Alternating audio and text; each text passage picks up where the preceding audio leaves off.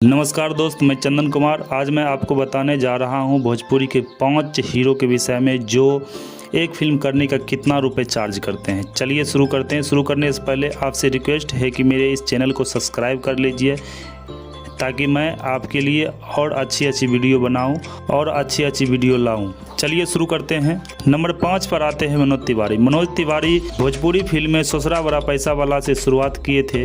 अभी वो ज़्यादा से ज़्यादा ध्यान पॉलिटिक्स में दे रहे हैं। वह एक फिल्म करने का 40 से 50 लाख रुपए चार्ज करते हैं।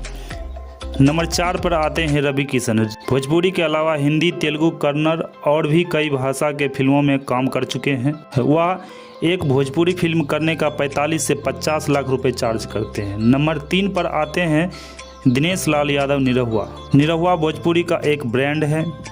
भोजपुरी एल्बम निरहुआ सटल रहे से प्रसिद्धि मिली और इनका पहला फिल्म निरहुआ रिक्शा वाला से भोजपुरी फिल्म में कदम रखा। यह एक फिल्म करने का लिमिट अमाउंट नहीं चार्ज करते हैं, यह परसेंटेज पर काम करते हैं। नंबर 2 पर आते हैं पवन सिंह। पवन सिंह को भोजपुरी का पावर स्टार भी कहा जाता है।